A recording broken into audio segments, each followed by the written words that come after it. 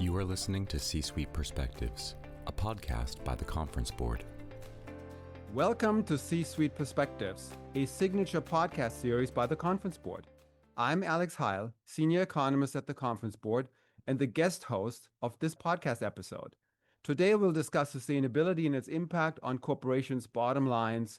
Joining me is John Galt, Chairman of Husky Technologies. Welcome, John. Alex, a pleasure to be here. So, John, could you give us a sense for members of the audience, our listening audience, that don't have a good idea of Husky Technologies? What is the company's main focus? What's the market you're operating in? Just sort of flesh that out a little bit for us to give us a sense.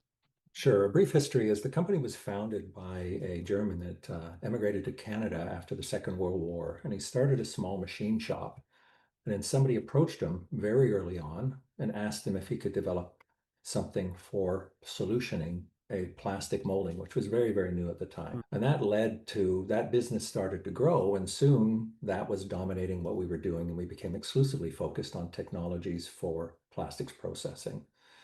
I would say today, who are we? We're a company that serves the medical devices industry, the food and beverage packaging industry, communications, automotive, and to some extent, a smaller extent, national defense industry. So if it's a difficult polymer and a difficult application, or it's produced in very high volumes, you will likely utilize our machinery, our services in support of production of those articles.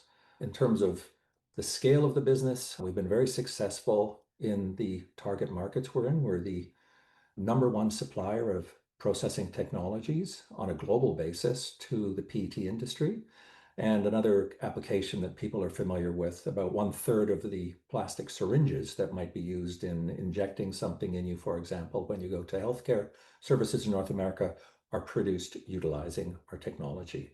Our primary customers are consumer brands and the converters that supply them. We have customers in over 140 countries. We have 7 global monitoring centers and 8 manufacturing facilities. So very global company in a very narrow set of niches where we lead.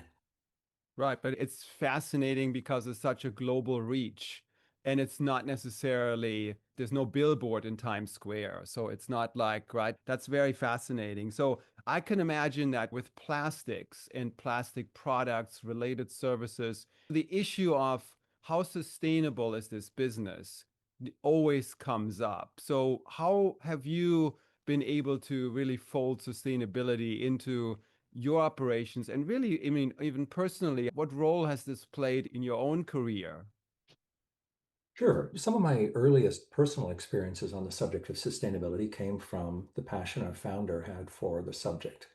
And that involved both the technological application. When I was head of engineering, I was challenged with doing some of our earlier PCR or post-consumer regine processing technologies. That was, heck, over 3 decades ago.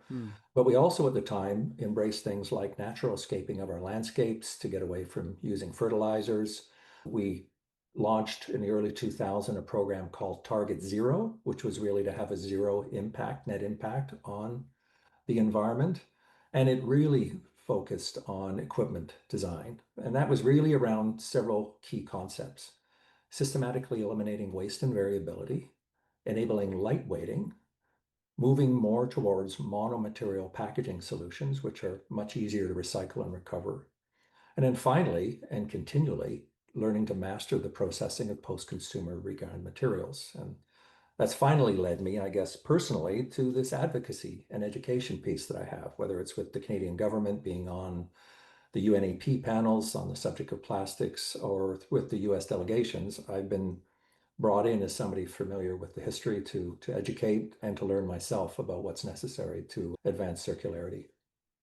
Yeah, that's fascinating. So just to educate me, because I've read up a little bit about it and I've taken a look at your sustainability report, but monomaterial packaging, what does that actually mean? Is that just saying you have a plastic container, but then you don't have a different type of plastic, let's say as the lid? So as a result, the effort of recycling that piece is easier in the processing?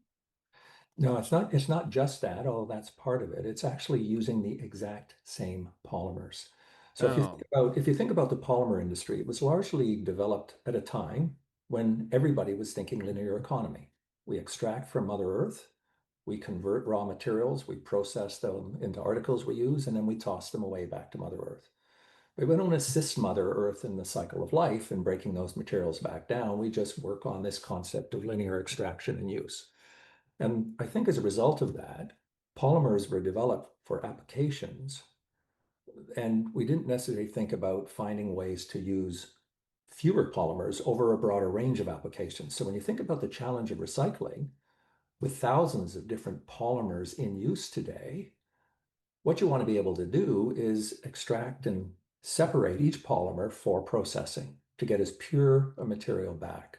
So when we worked on monomaterial, let's just take example of a water bottle. Historically, you might have had a base cup, but today you have a wall and bottle made out of PT. You have a cap that might be made out of polypropylene or high density polyethylene, and you have a label that might be made out of a third material.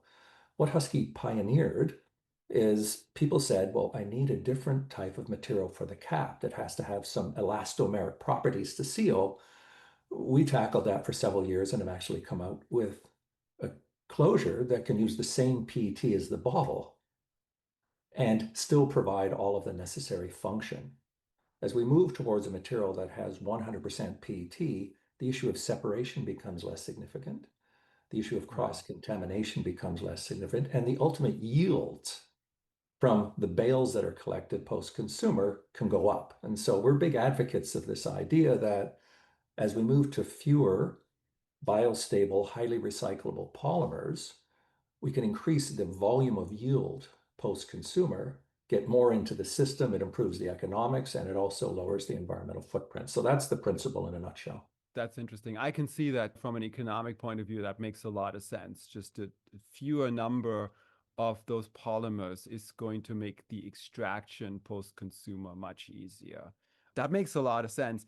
What was also impressive in your sustainability report was sort of the breadth of environmental impacts that the company is or has been targeting. You mentioned some of those, and maybe you can expand on that a little bit. And in particular, I was wondering, with COP30 going on right now, can you address some of the greenhouse gas emissions, different scopes? I think that was sort of prominent in the sustainability report as well, and how that relates to your business.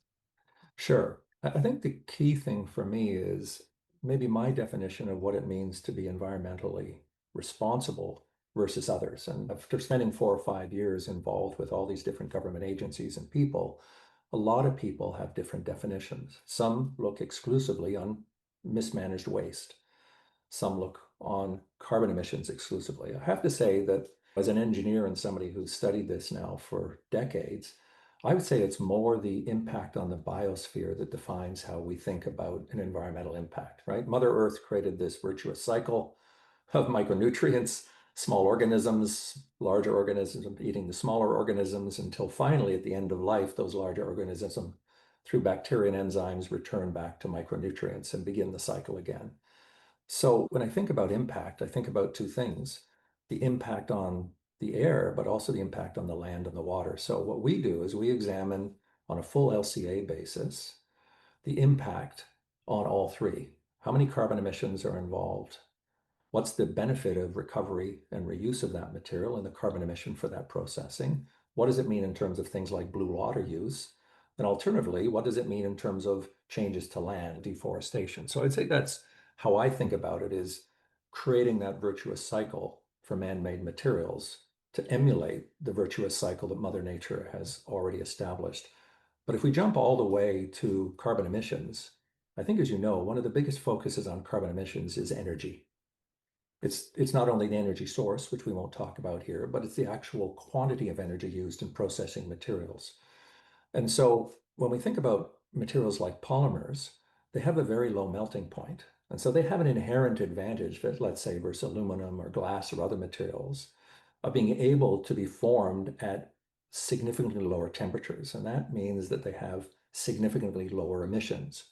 But the other benefit when you do a full LCA is because of their lighter weight. Like a half-liter water bottle today has about a 70-to-1 packaging material to contents weight assessment versus, let's say, if you look at something like aluminum at 40-to-1 or glass at 1.5-to-1, We also have the impacts in transportation. I don't know if that's too broad for you, but it's for us, all of our analysis is done on full LCA biosphere impact, combined with the idea of looking at a full LCA for the everything from point of creation, point of consumption, and point of reclamation. And that's how we look at the analysis and why we believe that we can support that PET, for example, is one of the most sustainable materials on the earth. It just requires responsible management.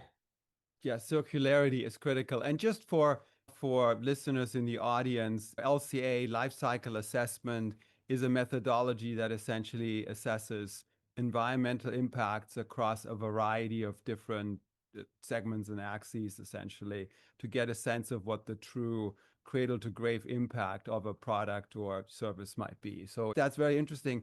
If you look at your company's sort of performance on any or all of these metrics, what's the trajectory? What's a real success story? And maybe what is something that has been much harder to address when you look at the last few years, let's say? Sure. Well, I think if I look over the period from when I was leading engineering till I moved into the role of CEO and then recently into chairman, and you look at our systems themselves. So how have our systems helped enable a lower environmental footprint? Some of the examples might be that the systems themselves today are 45% lower in carbon footprint compared to the equipment that we produced in the 90s. But again, maybe to put that into context, which is helpful, is if you look with our partners, our customers, through the combination of lightweighting and design innovation, we've reduced the weight of many of these packages by being able to position the material more effectively and utilize it. And I would say over the last 25 years, the bottle's become about half the weight that it was. What that's done is it's saved millions of tons of greenhouse gas emissions, roughly the equivalent of about 11 million passenger cars. And we're far from done. And so I think the package design itself has enabled a lower carbon footprint substantially. The processing technologies are producing with less energy, total energy inputs, significantly, 45% less. And the combination has yielded a very significant impact in terms of greenhouse gas emissions. The big opportunity, of course, and why I'm such an advocate for circularity, is so much more is possible if we grab that material again and reuse it. We have customers that I've been working with for the last 2 decades that have been producing 100% recycled PET containers effectively and have had peak velocities of as little as 6 days at key seasons. So they can get the package back in the blue box and have it back on the shelf in 6 days. And so I'd love, for example, to see that vision replicated around the world, get some of that recovery rates up.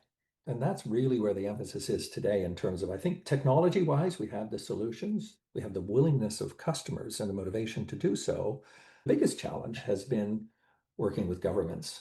Why is that? A great system is designed that needs to have convenient recovery, separation, reprocessing, and reuse. And that's where we have to get into the issue of partners, the brands themselves, the governments, and the role they can play of enabling that solution. We know in places like Germany, 98% diversion rate and recycling rate today on PET containers. That's an example of success through using a deposit return system, an extended producer responsibility model, and mandates for recycled content.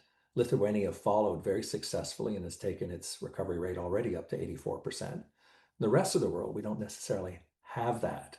And the last piece, and I'm sorry this is long, but I've spent a few years on this one. Oh, no, go ahead. That's good. Well, the critical part is in developing economies is funding that. So we worked with over 50 delegations directly on the UNEP. And one of the common voices I heard is we want to do the right thing. We don't want to pollute our environment with any materials, but we're not yet economically at the point where we can afford to invest in this infrastructure. So what we could really use is help financially to invest in the implementation of these infrastructures.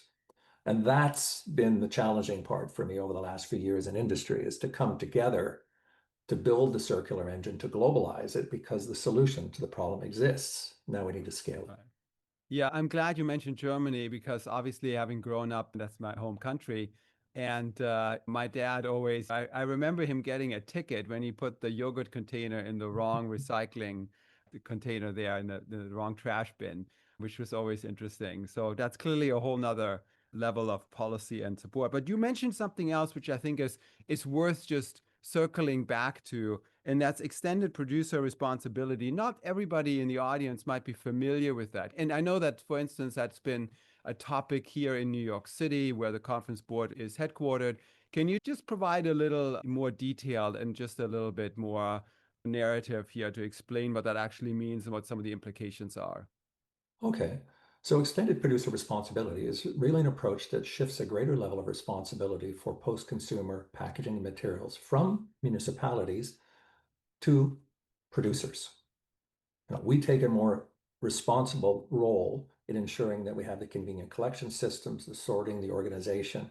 In other words, we take greater ownership for the life cycle of the product. The issue is that there's a lot of EPR structures out there, but there's some that are exceptionally good and others that I would say get in the way of the process. The characteristics of a good EPR are, first of all, it has to have strong environmental outcomes and reasonable achievable recovery rates set. That's critically important so that everybody buys in. The second thing is the convenience for consumers in recycling all packaging.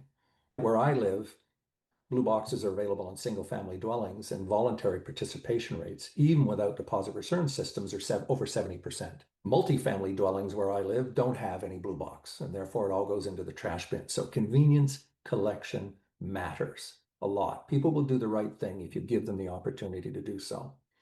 The second thing is there has to be long-term financing focused on collection, sortation, reclamation, market development, and consumer education. It's not something that happens overnight, as you know from Germany, right? I mean, when I moved to Europe in the late 80s, there was lots of different recycled glass. Then they decided recycled PET, and then they moved to single-use PET with recycling over the years as being the better solution. It took a while to develop it. And I think the last one is probably shared financial responsibility among producers, municipalities, and consumers to fund it. So those are kind of the building blocks of great EPRs. Germany has a great EPR. There are some states in the US that have some really well-designed EPRs, and others that simply put a tax on the package and then push that into the general tax coffers, and it doesn't go back into funding the circularity system. So those are examples, I would say, of good and bad ones.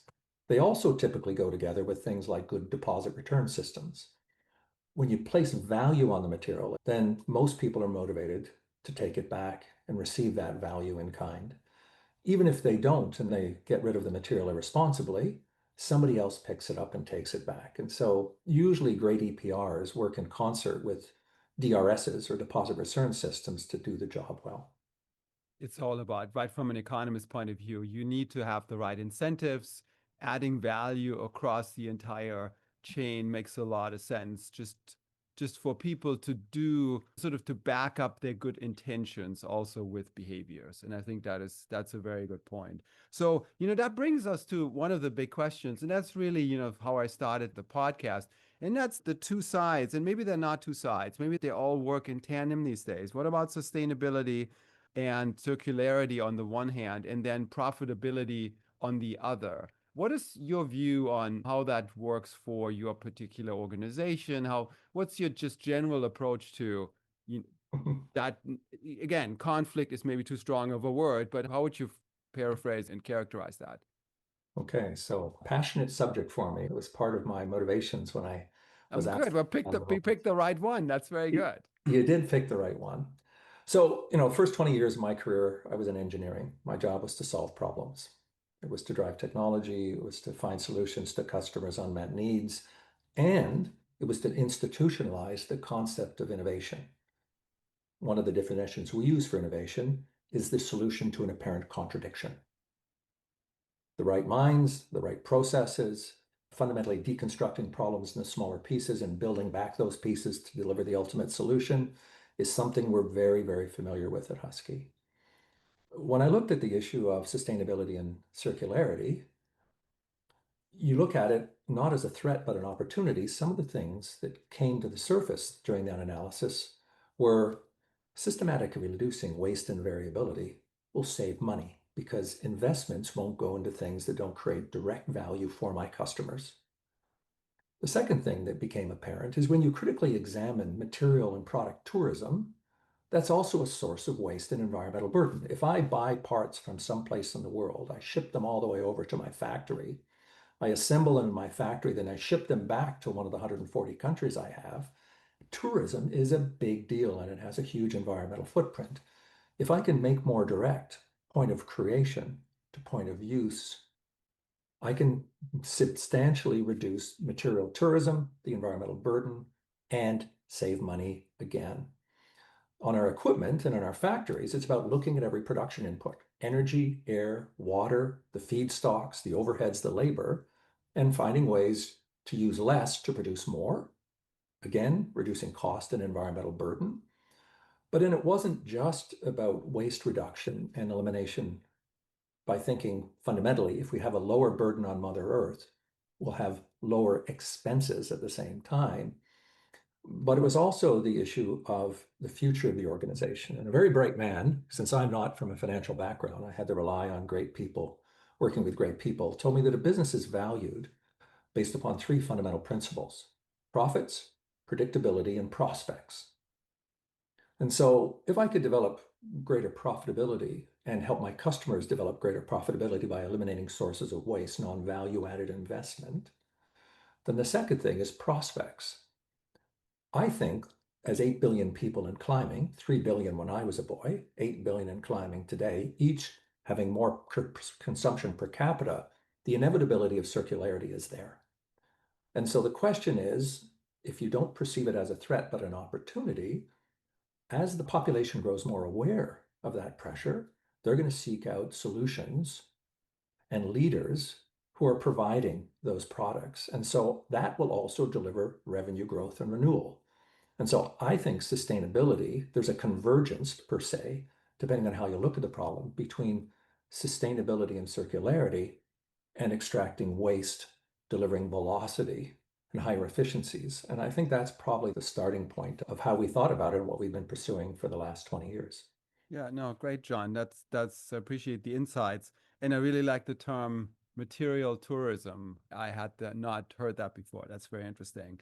We're going to take a short break and be right back with more of my conversation with John Galt.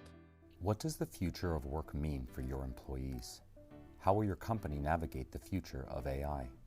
Will there be a global recession? At the Conference Board, our experts translate the latest research and economic analysis into insights and real-time problem solving for your organization. Membership at the Conference Board provides your team with an assortment of knowledge from economics, marketing and communications, governance and sustainability, public policy, and human capital. As a member, you'll have access to our center experts, member-exclusive events, data and benchmarking tools, and peer sharing that will help you understand the present and shape the future. Consider becoming a Conference Board member today by visiting www.conference-board.org. Welcome back to C-Suite Perspectives. I'm your host, Alex Heil, Senior Economist at the Conference Board. I'm joined by John Galt, Chairman, Husky Technologies. So, John, we outlined some of these issues and some of these dimensions from the perspective of your company prior to the break. So let's talk a little bit broader. Let's talk PET, plastics, and let's talk in particular, about recycling. Let's talk some of these efforts that, you've been involved in. ChatGPT yielded a couple statistics. I'm not sure, you can correct me and say that this is clearly not wrong. The US PET plastics recycling rate last year was 33%. That is somewhat less than what we have for aluminum, which is in the sort of lower 50% range, something like that. What are some of the barriers to scaling PET recycling? And just give us a sense of how should we be thinking about that? Okay, well, I think I mentioned a few of those already in terms of things like monomaterial packaging, convenient collection systems, the role that a DRS plays in that. Again, if I think of my years of service, the first thing to think about in terms of plastic recycling is to remind ourselves why we use the material at all. And it's predominantly in packaging applications to preserve and protect. And so I just never want to get away from that because a lot of people go down the rabbit hole on circularity. The first thing we try to do is preserve and protect what matters. 8% of greenhouse gas emissions are tied to wasted food. The number one source of global deforestation today is land clearing for the purposes of agriculture. Wasting food and finding ways to change things that increase waste is a problem, a far, far greater problem than the package itself. So I'll start by always putting that front and center in my mind, and PET's an exceptional material in terms of those capabilities. So I think that that's important. The second thing is the implementation in North America of things like a global producer responsibility model, right? Let's push that initiative through. Let's push it through in concert with the deposit return systems. Let's establish and stay committed to recycled content standards to create demand. The biggest challenge, for example, in North America is that we're many different states who have jurisdiction over this subject. We have many different municipalities inside of those states where that responsibility has been downloaded to them. So when I go on a quarterly basis to Capitol Hill, I meet with the EPA, I meet with other agencies, the State Department and others, and I try to present this concept of together we can solve the problem. It's been solved elsewhere, let's scale it. But I always come up with this concept of jurisdictional limitations. We can establish standards, but at the end of the day, it's up to the states to decide to embrace those standards. And so I think that starts with what I'm trying to do today, which is advocacy and education, right? The world must move. We've got to move. We have proven ways of accomplishing the goals. Let's adopt them and let's work together to implement those solutions. So I think that's really more than anything else. It means the brands have to commit to recycled content standards and stick with them. It means we need to set for ourselves collectively recycled content standards and stick to those. And we also have to forge better links between waste management companies to convert their thinking to resource management companies and to build the infrastructure locally, largely around large municipalities, to ensure the recovery, the reprocessing, and the reuse minimizes tourism. So I don't know if that's what you were looking for, but those are really the hurdles today. The answers exist. It's getting everybody on the same wavelength and to adopt the same type of motivations, regulations to make it happen. I'm just trying to sort of really just think this through myself in terms of, let's say, take a PET bottle. Not everything is recycled. So there are a couple different options of what could happen with then the container, right? I mean, in the best case, it's being recycled and it can be reused and it appears again as a bottle. And that degree of circularity can be extended for years, essentially, right? Can be carried forward. On the other hand, if there's no the recycling and the container just ends up in a landfill, then new plastic material needs to be produced, and that has essentially an unnecessary environmental burden that comes with it. But then there's also well, what if there's a system in some part of the world where the collection of trash is just not as sophisticated, comprehensive, so the pathway into the landfill, while substandard, is just not there, and then it ends up in the general environment. And then people are concerned, and presumably rightly so, about breaking down that material in the ocean, somewhere else, microplastics. What are those risks? I think there's sort of a growing concern about, in particular, microplastics as it appears from plastic waste that is not properly collected and reused. That's a fair concern? How would you address that? I'll offer my thoughts on the subject. The first part of your question was, what are the outcomes potentially for a container after use? The first one is we recover it. For 1.9 billion pounds to use the US of PET was recovered in the US. 90% of it is PET bottles placed in bins were collected, and 70% returned as rPET back into the system. So that's the current number. The second element of it is mixed polymers, and polymers that have experienced damage typically end up in things like carpet fibers. And so that's the second large use of fibers, because polyester is polyester, whether it's used in a bottle, in a medical blood tube, or in a carpet fiber. There's multiple outlets. We call that downcycling, right? It's not fully circular, but it goes into replacing the use of virgin material in another article. And that's not included when you talk about some of those recycling figures. We tend to talk about bottle to bottle exclusively. Okay. The second element, as you said, is it goes into a landfill.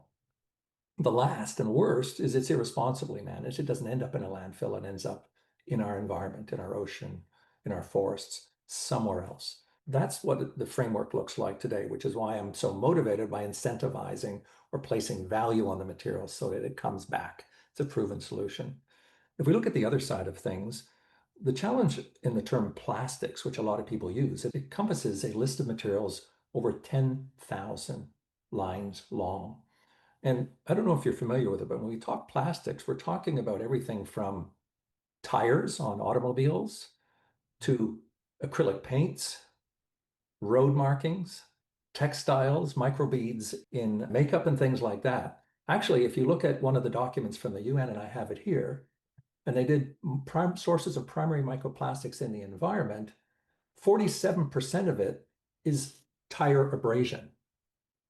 Because in the early 50s, we moved from natural rubbers to synthetic rubbers. They're considered part of that body of plastic materials.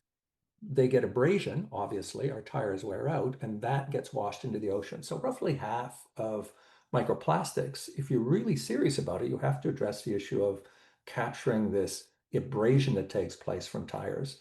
The second element is city dust, representing about 22%, a variety of sources from cities in terms of city dust, and it finding its way into the sewers, ultimately into our water streams and out into the ocean. The next is road markings. Again, there's a lot of paints, synthetic paints, polymer-based paints have been used a long time. Then you get down to washing textiles, fibers, marine coatings on boats, actually, it's 2%. The estimate of plastic pellets, which is the feedstock that goes into those containers, is less than 1%. So a lot of people don't appreciate when you talk about plastics or the subject of microplastics, you have to start by knowing what's the source. The second important consideration for us is materials like P or T are highly biostable. In other words, they were invented because organic materials started to degrade when in contact with food, with beverages, and with bodily fluids. And so we needed something that was biostable, something that didn't interact, that basically allowed it to retain its integrity and not break down. If you look at PET, for example, and its very durable molecule, PET doesn't break down into microplastics.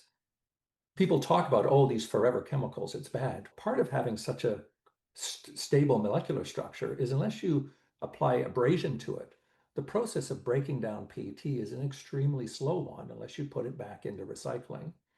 So the bottom line is we have a problem with microparticles coming from paints and tire residue and other things, but the recovery of the material before they get into the environment where they can get abraded against the rocks on the shore of a beach and things is the key. Hence my focus about placing value in convenient recovery. So I hope that wasn't too much, but it's such a broad area of subject, and people lump all plastics into one, and I think it's a mistake to do so. Yeah, that was very interesting. And I think it's important, as you mentioned, to consider the source.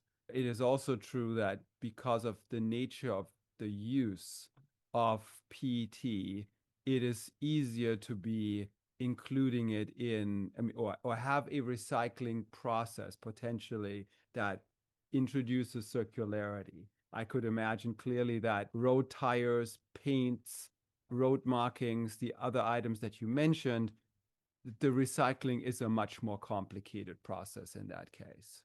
Precisely. As it is, there's 2 billion tons of solid waste produced. About 6% is plastic packaging, about 12% is plastics overall. If you're really going to move from linear to circular economy, you really have to look at each of those sources and ask the kind of questions we're asking today. It's one of the reasons that when I was last at the US government, the number one thing that we called for, let's develop a standardized measure of how to identify microparticles. Because we know there are particles. Water is, in science, called a universal solvent. There are bromines, there are salts, there's even naturally occurring arsenic in large quantities in water.